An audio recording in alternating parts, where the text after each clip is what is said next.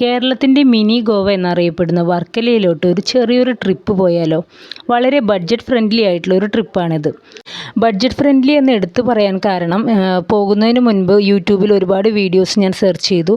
Budget friendly എന്ന് caption കൊടുത്ത videos. പക്ഷേ അവർ പറയുന്നതൊന്നും ഒട്ടും ബഡ്ജറ്റ് ഫ്രണ്ട്ലി ആയിട്ട് എനിക്ക് തോന്നിയില്ല. കാരണം ഒരു ദിവസത്തെ സ്റ്റേക്ക് തന്നെ 4000 5000 ഒക്കെ പറയുമ്പോൾ അത് സാധാരണക്കാർക്ക് ഇത്തിരി ഉൾക്കൊള്ളാൻ ഇത്തിരി ബുദ്ധിമുട്ടാണ്. അപ്പോൾ അങ്ങനെയുള്ളവർ പോയി ഒരു വൺ ഡേ ട്രിപ്പായിട്ട് പോയി വരാനേ വിചാരിക്കുള്ളൂ. സ്റ്റേ ചെയ്യാനായിട്ട് താല്പര്യപ്പെടില്ല. അപ്പോൾ ഞങ്ങൾക്ക് എന്തായാലും കുട്ടികളുള്ളത് കൊണ്ട് എന്തായാലും സ്റ്റേ ചെയ്യണം. എന്നാലേ ഒന്ന് വെള്ളത്തിലൊക്കെ ഒന്ന് കളിക്കാനോ കടലിൽ ഇറങ്ങാനോ ഇതിനൊക്കെ പറ്റുള്ളൂ. അങ്ങനെ ഒരു ചിന്ത വന്നപ്പോഴാണ് സ്റ്റേ ചെയ്യണമെന്ന് ഉറപ്പിച്ചു പോയത്. അപ്പോൾ ഞങ്ങൾ എവിടെയാണ് സ്റ്റേ ചെയ്തതെന്നും അവിടുത്തെ ഫെസിലിറ്റീസും കാര്യങ്ങളും എന്താണെന്നുള്ളതൊക്കെ ഈ ഒരു വീഡിയോയിൽ പറയുന്നതായിരിക്കും. ഞാനങ്ങനെ ഗൂഗിളിൽ സെർച്ച് ചെയ്ത് ഓൺലൈനിൽ ബുക്ക് ചെയ്തതാണ് സിൽവർ എസ്റ്റേറ്റ് എന്നുള്ള ഹോം സ്റ്റേ. വളരെ ബഡ്ജറ്റ് ഫ്രണ്ട്ലി ആണ്. AC റൂമിന് 1500 ആണ് പെർ ഡേ. വളരെ നീറ്റ് ആൻഡ് ക്ലീൻ ആയിട്ടുള്ള ഒരു കൊച്ചു വീട്. ഞങ്ങൾ കാറിലാണ് പോയത്. അതുകൊണ്ട് തന്നെ സ്റ്റേ ചെയ്യുന്നിടത്ത് പാർക്കിംഗ് സൗകര്യമുള്ളത് വളരെ അത്യാവശ്യമാണ്. അപ്പോൾ അത് ഇഷ്ടംപോലെ സ്ഥലം ഉണ്ടായിരുന്നു പാർക്ക് ചെയ്യാനും. ശരിക്കും നമുക്കൊരു ചെറിയൊരു വീട് സ്വന്തമായിട്ട് കിട്ടി അങ്ങനെ ഉണ്ടാവും അതുപോലെയായിരുന്നു.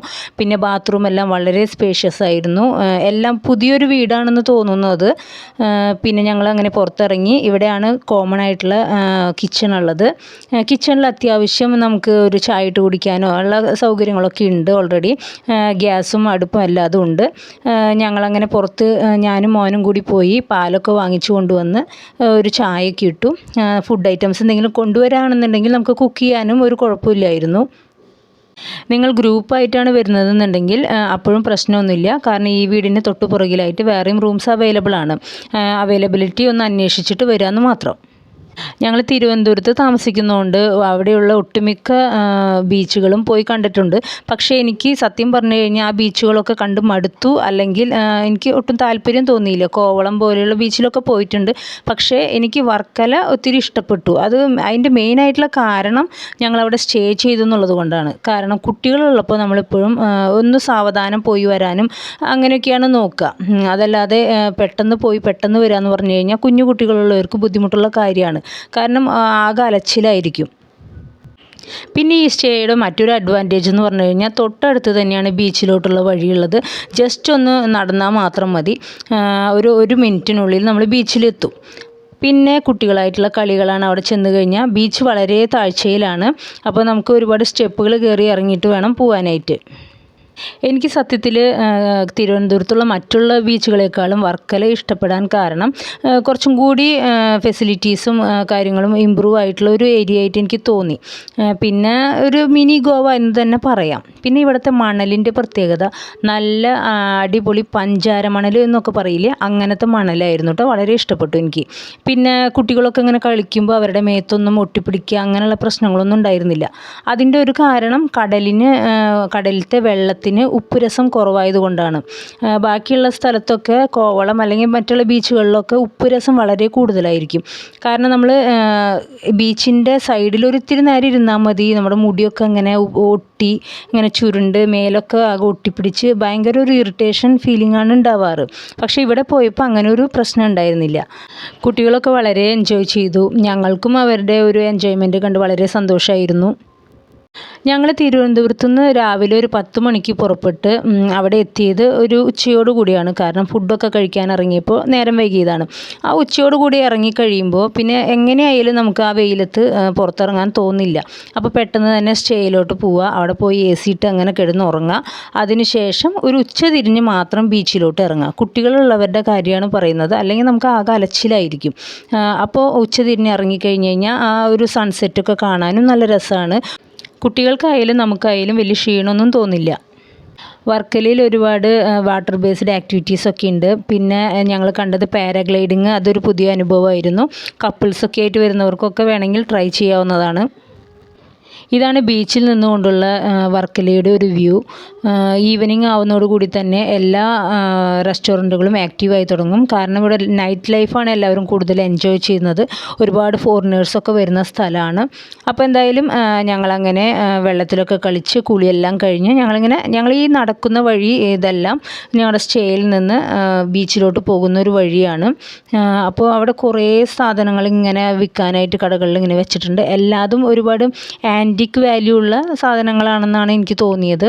പിന്നെ കുറേ സ്റ്റോണുകൾ, അങ്ങനെയുള്ള സാധനങ്ങൾ. ഇപ്പോൾ എൻ്റെ മോനെടുത്ത് പിടിച്ച ആ ഒരു സ്റ്റോൺ എന്ന് പറയുന്നത് അതിന് 400 രൂപയാണ് അവർ റേറ്റ് പറഞ്ഞത്. നാച്ചുറൽ സ്റ്റോൺ ആണെന്നാണ് പറഞ്ഞത്. അങ്ങനെ ഒരുപാട് ഐറ്റംസ് ഉണ്ട്. പിന്നെ ഒരുപാട് ഹാൻഡ് ക്രാഫ്റ്റ് ഐറ്റംസും അവിടെ ഉണ്ട്. എല്ലാം കാണാൻ നല്ല രസമാണ്. വാങ്ങിക്കാൻ ഒട്ടും രസമുള്ള കാര്യമല്ല. വിദേശികളൊക്കെ വാങ്ങിക്കുന്നുണ്ടാവുമായിരിക്കും. സാധാരണക്കാർക്ക് എന്തോ അതിനോടൊരു ക്രേസ് ഉള്ളതായിട്ട് എനിക്ക് തോന്നിയില്ല. പിന്നെ അവിടെ ഒരു ഇത്തിരി ബഡ്ജറ്റ് ഫ്രണ്ട്ലി ആയിട്ട് ഒരു സാധനം കണ്ടത് ഈ ഫ്രിഡ്ജ് മാഗ്നറ്റാണ്. ഇതൊരു 100 റുപ്പീസാണ് അവർ പറഞ്ഞത്. ഇതൊക്കെ വേണമെങ്കിൽ നമുക്കൊരു ഓർമ്മയ്ക്ക് വേണമെങ്കിൽ വാങ്ങിച്ചു കൊണ്ടുപോകാം. പിന്നെ അവിടെയുള്ള ഈ ഒരു ഐറ്റംസ് എല്ലാം തന്നെ ഞാൻ ആദ്യം വിചാരിച്ചത് വുഡ് ക്രാഫ്റ്റിംഗ് ആണെന്നാണ് വിചാരിച്ചത്. പക്ഷേ ഇതെല്ലാം ചെമ്പിൽ തീർത്ത ഐറ്റംസാണ്. ഒക്കെ ഹാൻഡ് ക്രാഫ്റ്റാണ്. ഒരു നല്ല ലുക്കാണ്, നല്ല രസമാണ് കാണാനായിട്ട്. സ്റ്റോണുകൾ കൊണ്ട് തന്നെ ഉണ്ടാക്കിയ ഒരുപാട് മാലകൾ കാണാം. ഇതെല്ലാം നല്ല എക്സ്പെൻസീവ് ആണ്. പിന്നെ താല്പര്യപ്പെടുന്നവർക്ക് എന്തായാലും വാങ്ങിക്കാം. ഇങ്ങനെയുള്ള മാലകളൊക്കെ യൂസ് ചെയ്യുന്നവരാണെന്നുണ്ടെങ്കിൽ വാങ്ങിക്കാം. ബീച്ചിലോട്ട് പോകുന്ന വഴിയിൽ തന്നെ നല്ലൊരു വൈബാണ്. എങ്ങും പാട്ടും അങ്ങനെ ഒരു നല്ലൊരു ഫീലായിരുന്നു കേട്ടോ. ഇതെല്ലാം നാച്ചുറൽ സ്റ്റോണുകളാണ്.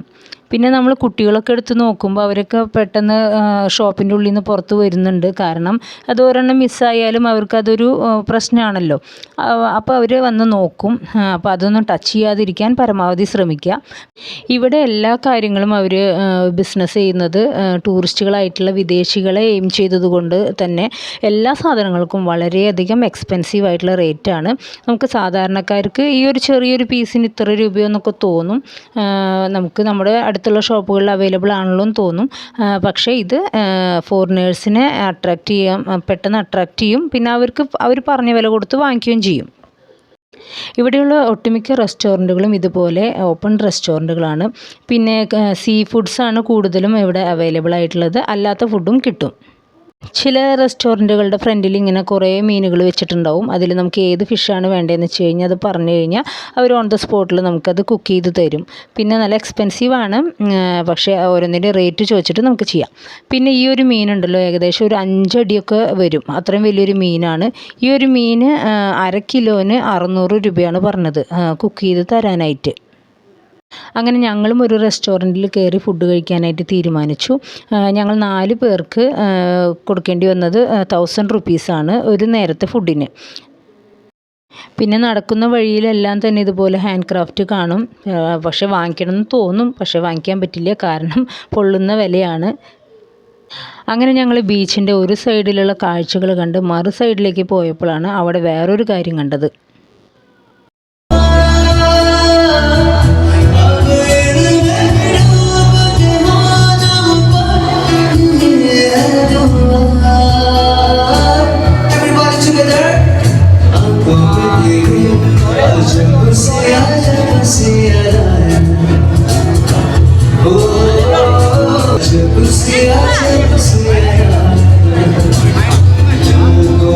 ലൈവ് മ്യൂസിക് നടത്തുന്ന ഒരു റെസ്റ്റോറൻറ്റ്.